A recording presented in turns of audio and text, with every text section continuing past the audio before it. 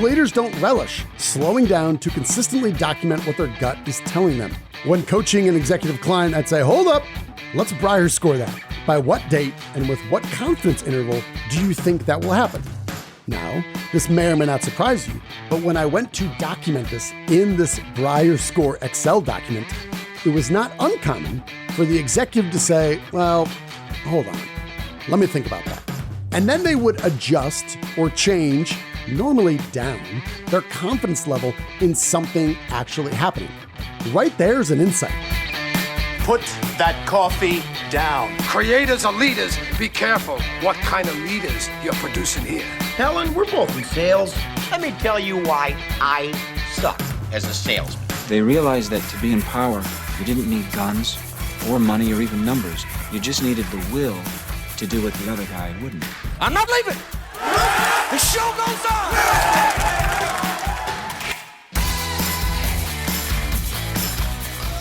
Well, hello there, friend. Welcome back to the Construction Leadership Podcast. I am your host, Bradley Hartmann. Now, before we jump into today's episode, I wanted to make sure you were aware registration begins tomorrow for our Sales Fundamentals Workshop in 2024, taking place April 1st through the 3rd, 2 days of the most engaging and useful sales training content that we will do together in the industry. Far more than the most relevant and enjoyable workshop you will ever come to. And yes, that's my guarantee. Far more than that, this is training that happens before, during our time together in Fort Worth at the Omni, and then afterwards. When you sign up, you're going to get immediate access. If you sign up by Friday, November 3rd, you're going to get, number one, you're going to get $500 off the price tag. So it'll be $3,195. After 5 p.m. Central Time on November 3rd, the price goes up to $3,695. What's included? You get the training, obviously, our 2 days together in Fort Worth. That includes hotel, that includes food, that includes drink. It includes everything except for you getting on a plane and taking an Uber to getting to the Omni.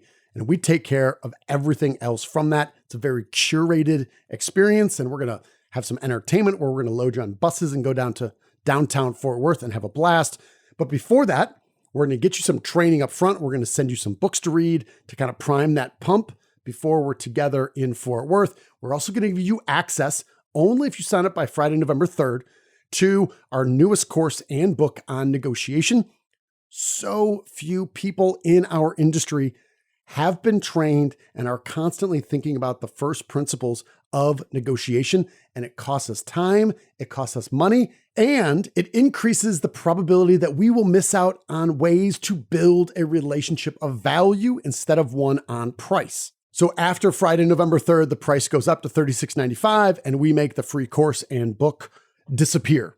We will close out registration at 100 people, so I know every single person's name who's there. I know where they come from, and we've probably had a direct conversation or one with your manager to really understand what the attendee needs to thrive the next year. Now, following our time together, we will have accountability calls where we get our community together to really make sure the principles and the tools that we've discussed and shared, we are implementing them, and to make sure that we are having success using them.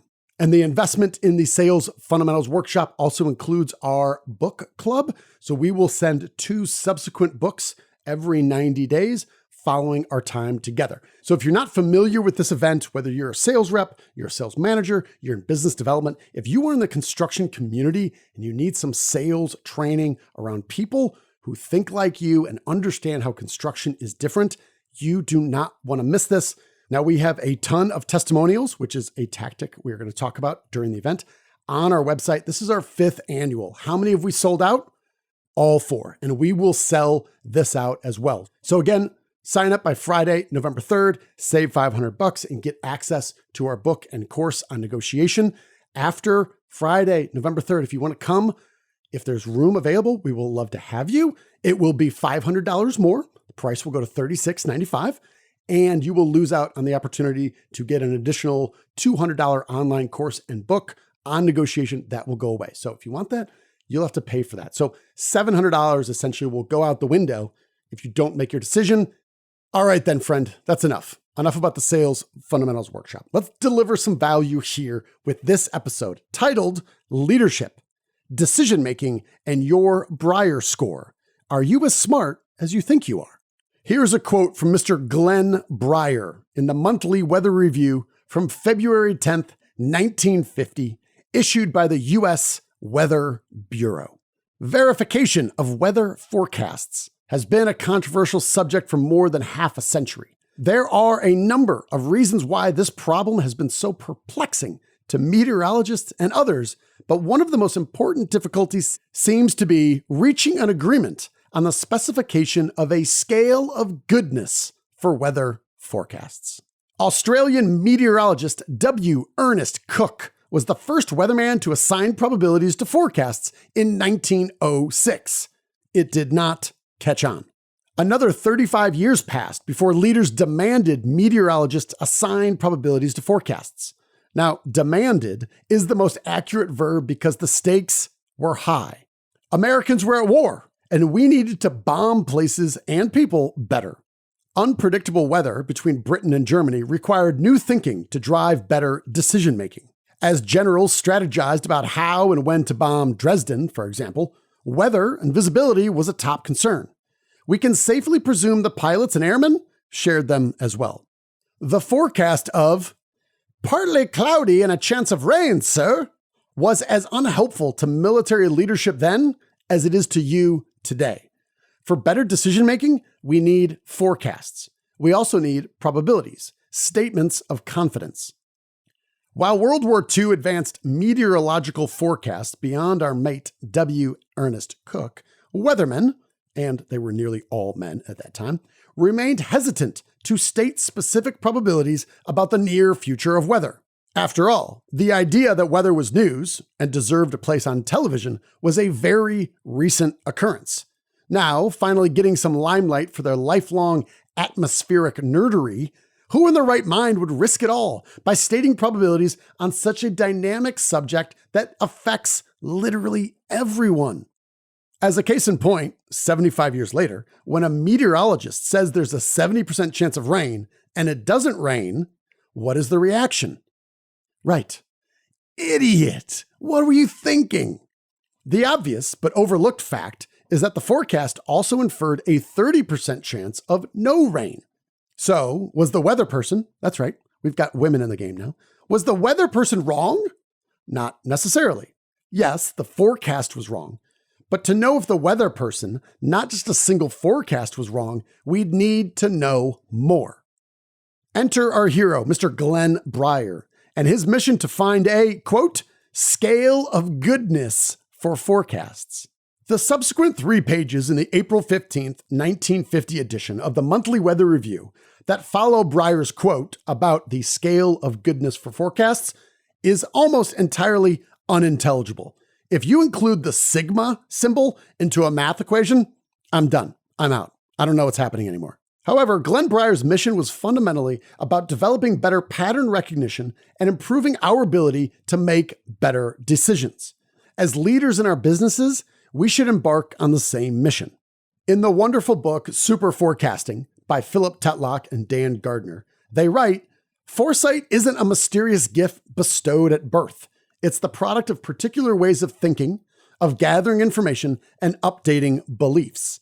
These habits of thought can be learned and cultivated by any intelligent, thoughtful, and determined person. Anyone can, and effective leaders must, intentionally develop better decision-making skills. So, let's do that. There are 4 simple steps and 1 tool. The 4 steps are 1. Document predictions. 2. Assign a confidence interval. 3. Systematically review their accuracy. And 4. Adjust predictions accordingly. The 1 tool is the Brier score, and we've converted it into Excel, and you can download it for free. So you can go to bradleyhartmanandco.com/tools. And I believe there's a password because there's a whole treasure trove of great stuff in there we're giving away. The password is Hartmann, all lowercase, Hartmann. So again, it's bradleyhartmanandco.com/tools, password Hartmann, Hartmann. The very top one should be the Brier Score Excel template. So let's review a Brier score 101. A Brier score measures the distance between what you forecasted and what actually happened. Extreme predictions like, I'm 90% sure I'll close this deal by November 1st, or I'm 95% sure Deion Sanders and Colorado won't win 4 games this season. These extreme predictions where you're 90% or 95% or 100% sure something is going to happen, they are rewarded and punished accordingly. A leader who says X will certainly happen is rewarded when it does. Conversely, a leader who says X will certainly happen is punished when it does not. History, and your current friend group, surely, is littered with people dominated by ignorance and overconfidence, and it's a dangerous combination. So a Brier score is like golf. Lower is better. A Brier score of 0.1, assuming there are dozens and dozens of forecasts, indicates the second coming of Nostradamus. A Brier score of 0.5 means we might as well contract with dart-throwing monkeys because it's all a shrug of the shoulders, 50-50 probability. And if your Brier score is north of 0.5, that means you are less effective in your decision-making than a dart-throwing monkey. I've been using the Brier score for the last year to define and improve the, quote, scale of goodness for forecasts for myself and our executive coaching clients. And the first insight was how often we make mental calculations regarding probabilities and confidence levels, but rarely document them. The second was leaders don't relish slowing down to consistently document what their gut is telling them. When coaching an executive client, I'd say, hold up, let's Brier score that. By what date and with what confidence interval do you think that will happen? Now, this may or may not surprise you, but when I went to document this in this Brier score Excel document, it was not uncommon for the executive to say, well, hold on, let me think about that. And then they would adjust or change, normally down, their confidence level in something actually happening. Right there's an insight. Just when somebody stops us and says, are you really 90% sure that's going to happen by that date? And you stop and you say, well, it's probably lower than that, and it'll probably take longer than that. There's an insight right there. After a handful of these interruptions, leaders would often get annoyed. And I felt this too when I was slowing down to document exactly what I thought. But the learning is always optional. I would remind my clients, and I sure as heck reminded myself, we don't have to do this. We don't have to learn from our mistakes. We could just operate from our gut if that's what we want to do. To improve decision-making, leaders must document a meaningful sample size. My clients and I generally agree to get 50 forecasts on strategic business efforts within the first month. Yes, it's a behavior change, but only 3 small things change: the prediction, the timeline, and the confidence interval. So doing this for over a year, what have I found about myself? Well, I found when I'm making an estimate of how long something will take that involves a client, I'm generally pretty good. I'm pretty accurate. I'm a little bit closer to Nostradamus than I am the dart-throwing monkey. However, when it comes to how long I will need to get ready for a keynote and a custom workshop with a client, I don't know exactly why, but we're looking into it, I am very much sitting side by side with a dart-throwing monkey. And in many cases, I'm worse than that. I am off by a factor of 2. So this leads to more behavior modification and understanding about my own time, my own talents or lack thereof, and my calendar, how we adjust these to better reflect reality. To identify these patterns without documenting it, it's just hunches. It's just something we think, or it's pure self-deception. This is what I've learned. While our sample size is currently growing, I am fascinated to see what we learn from applying a confidence interval to our simple sales pipeline. So if you are in sales at all, or you're in business development, or you're a sales manager, or if you're an executive who cares about revenue, we have applied in our simple sales pipeline. In the upper left-hand corner, we see the total book of business staring you in green 100% of the time. Right next to that, we will say, what is this month's goal? And you would put in a number for your goal for the month. And the next cell over from that asks about the confidence interval. It says, how confident are you that you will reach that number? So what you can see is I have my total book of business, it's $1 million. My goal for this month is 500,000. and a salesperson says, I don't know, maybe 70%. Whatever happens after that, 30 days go by, whether they hit their goal, they don't hit their goal, the question is, do they learn from that and do they update it? Say they blow the goal out of the water, they sell 625,000. The next month, say that goal is again 500,000. Do they put 70% again or do they put 90%? Do they hit the goal or don't they? What did we learn from that? Part of this is the simple execution of tracking down the timeline for sales that's every month, but also how confident you are in your ability to achieve that result. That is where the learning begins. But again, the 4 steps, number 1 is document the predictions. If it's only in your head, we will use reverse psychology to make up stories about what we thought 30 days ago once we know what the result was. So those 4 steps are: 1, document predictions; 2, assign a confidence interval. It's exactly what we just talked about. Number 3, systematically review their accuracy. Now, with our work with an analytics firm who was tracking this information directly out of the Simple Sales pipeline, they are doing an incredible job helping us visualize this data and make future predictions much more consistent, and also put them in a graphic or a visualization that a lot of folks haven't seen before. So number 3 is systematically review the accuracy. And number 4, adjust predictions accordingly. My guess is you know some people in your life, and maybe when you're looking in the mirror, maybe you felt this a little bit too. There are patterns in our lives that we recognize, but we don't really update or change. We continue to do the same thing over and over because it's a habit of thought or behavior. When we track this information, we document the confidence interval, we are forced to recognize whether we were right or we were wrong and to what degree. I can attest it's a powerful motivator to recognize these patterns and choose to do something different. On a lighter note, the Brier Score tool, this Excel template that you can download, again, Bradley Hartmann and co.com/tools, password Hartmann, has proved to be invaluable when it comes to gambling. So when your buddy says, you know who I think is going to be awesome? Mr. Irrelevant, the last person selected in the 2022 draft, Mr. Brock Purdy. Even though he was drafted last, he was like the 11th quarterback taken, he's going to be a stud. And I'm going to document this and prove how smart I am for all you idiots, because my brother went to Iowa State. And it turns out your buddy was right. Now, he also makes a bunch of predictions about a bunch of quarterbacks, and he has no idea what he's talking about. However, he does get points for recognizing that Brock Purdy wouldn't be terrible and out of football in 12 months. So if this whole idea of a Brier score really doesn't resonate with sales, you're not really into this whole idea of profitability, that's okay. It can improve your gambling predictions as well. So while it took World War II to really thrust weathermen into a position to make a probability with a confidence interval, don't wait for a war inside your own company or inside your own little niche within the market to start making changes. You can make better decisions now. How? Remember the Brier score.